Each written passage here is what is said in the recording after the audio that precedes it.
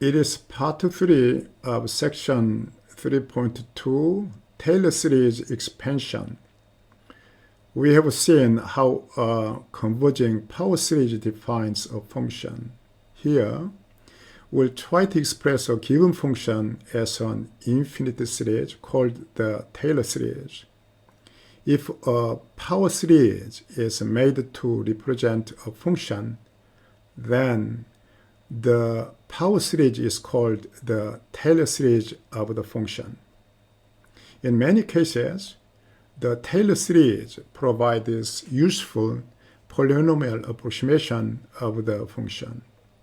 Because approximation by polynomials is extremely useful to both mathematicians and scientists, Taylor series are at the core of the theory of infinite series. Here we'll see how can we get a power series for a function that is a series representation of functions. Let's assume that a given function f is expressed as a power series about x equals a. Then we can write in this way.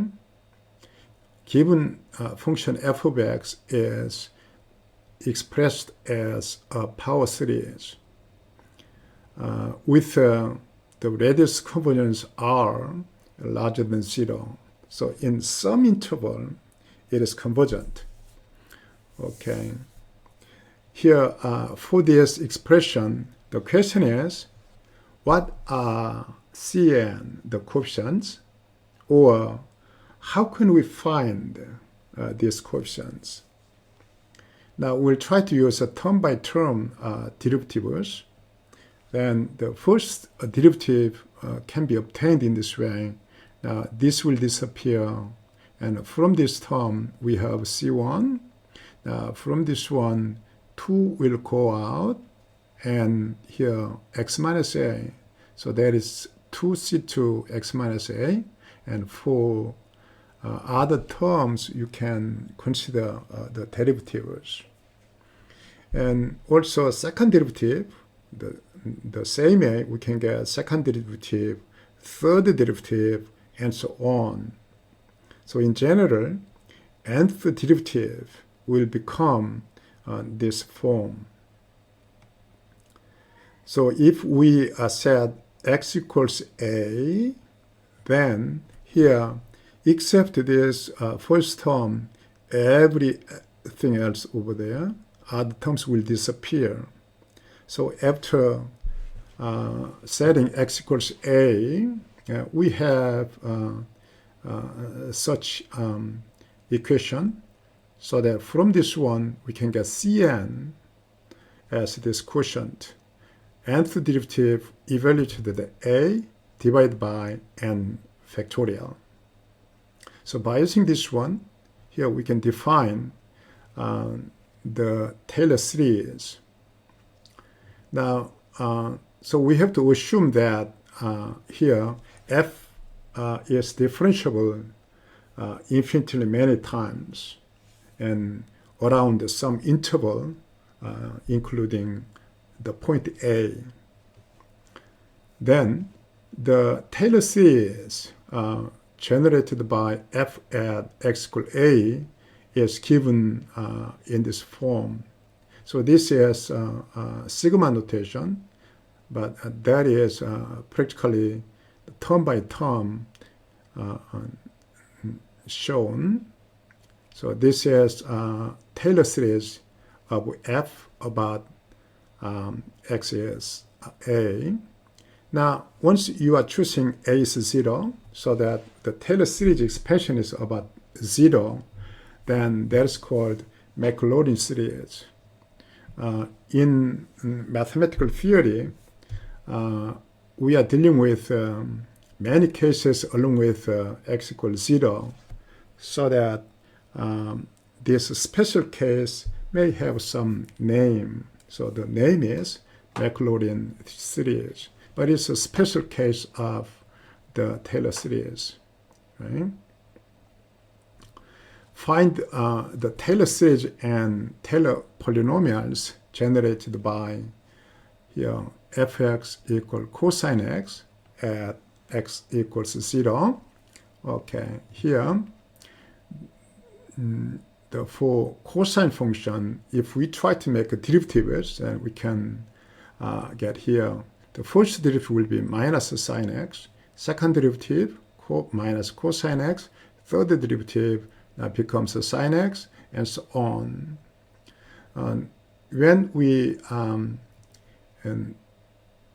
choose x equals 0, then this value is 1, and that will be 0, and minus 1, 0, 1 and 0, minus 1 and 0, and so on.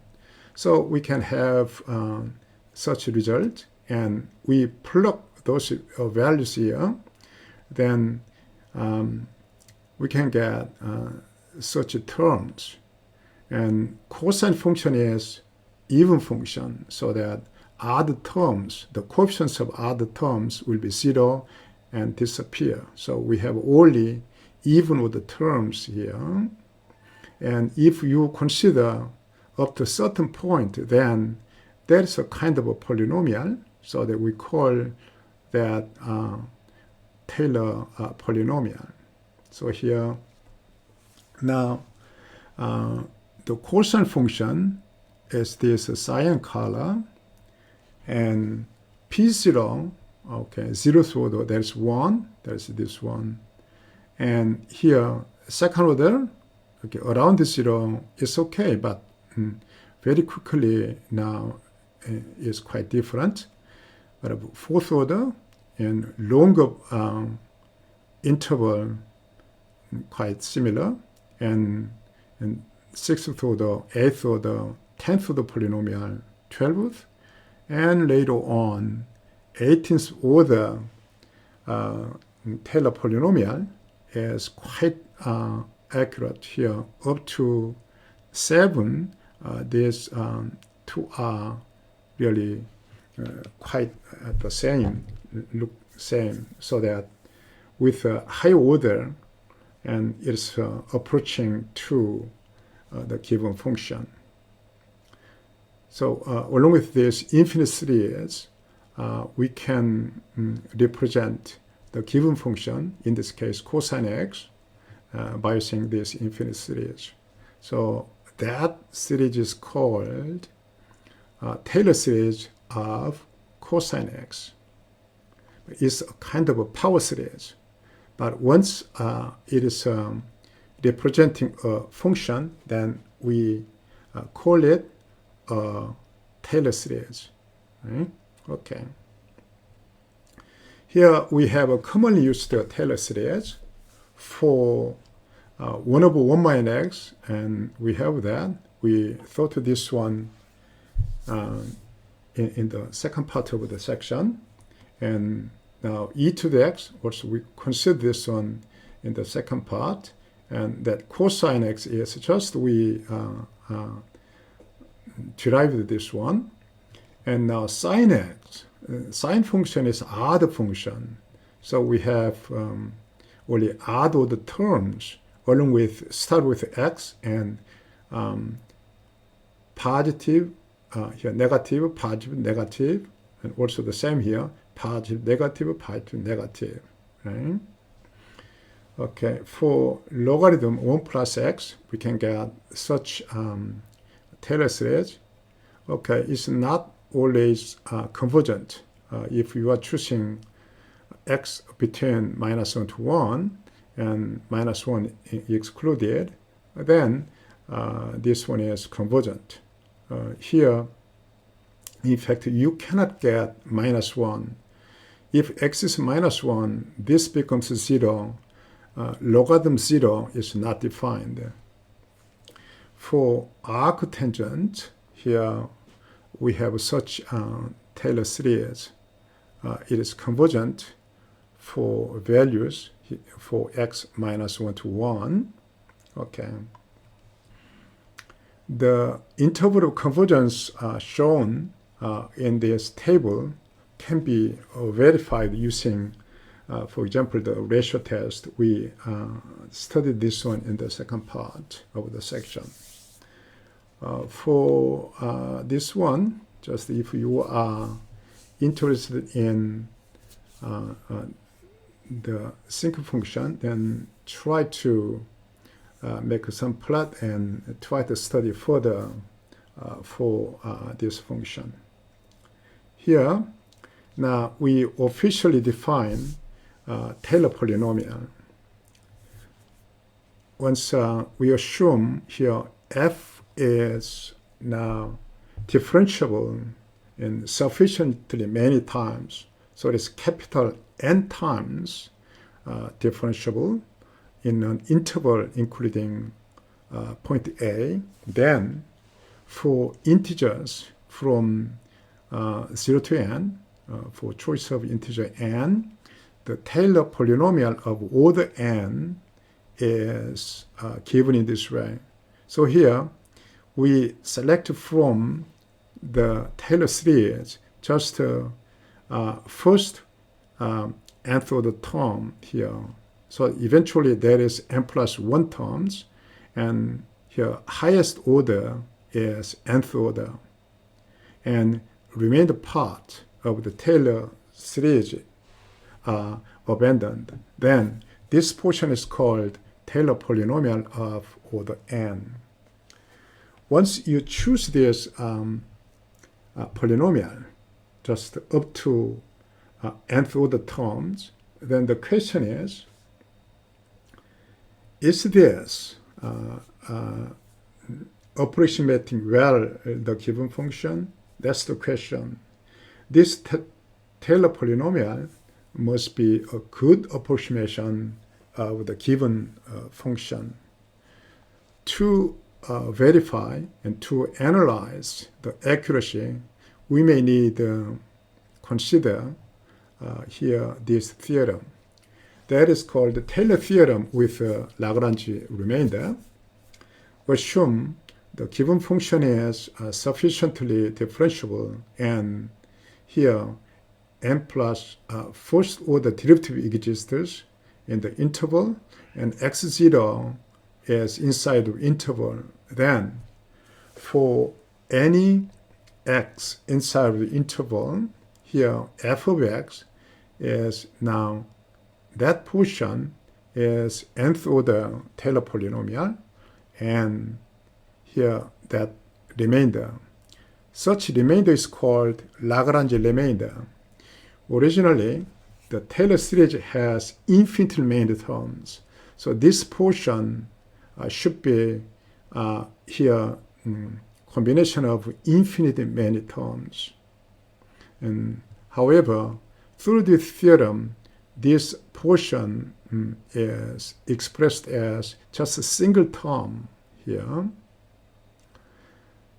So once we can measure this error, that is Lagrange remainder, once we can control this term and we can make sure this term is small, then now we can conclude that this Taylor polynomial is a good approximation of the given function, right? The above theorem is useful in various engineering applications. The error of the polynomial approximation can be verified by measuring the Lagrange remainder, right? Okay. Here, cosine x and x0 equals 0 determine the second and third Taylor polynomials for a given function f about x equal about x0. x0 is 0 now. So here, to get second and third order Taylor polynomial, we start with a function, first derivative, second derivative, third derivative, and fourth derivative. And we try to make second order Taylor polynomial, and that's the result. Now, cosine x is even function. So you will get here this one, and even for here P3, because it's even function, you'll get the same. The third term must be 0. And in the case, the error can be expressed in this way. So that here, in practice, that'll be used for error. Anyway. So if x is small, so it's near around the 0, then now this value is about 1, but 1 over 12, 4, and here that is now a small value and fourth power, so that this value will be very small.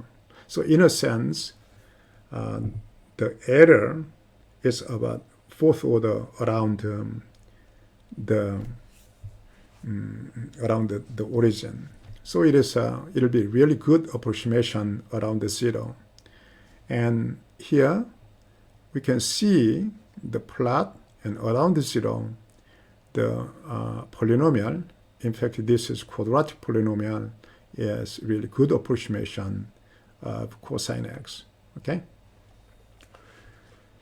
Now we consider a particular case. Once n equals 0 and x is b and x0 is a, then Taylor theorem reads this one. Here f of b is f of a, so its expansion is about a, and then this is Lagrange remainder. There's f derivative at some point c, and that is b minus a. So that is exactly Taylor theorem when n equals 0. Now we can rewrite this one in this way. F prime c is the same as f of b minus f of a divided by b minus a. Here c is some point between a and b. If you look at this equation, then this is the form of mean value theorem. The meaning of this one is here, and that is average slope between a and b. So here the value is f of a, over there the value is height is f of b. So now that the quotient is, if you put here, so that consider this right triangle, then bottom length is b minus a, and this height is fb minus fa. So that is a slope. This is average slope. Now this slope is the same as f prime c. So the slope at some point c. So that here, once function is differentiable, then there is point c such that the instantaneous slope at c is the same as the average slope. That's the meaning of mean value theorem. Okay. Okay. That's the end of the section. Thank you.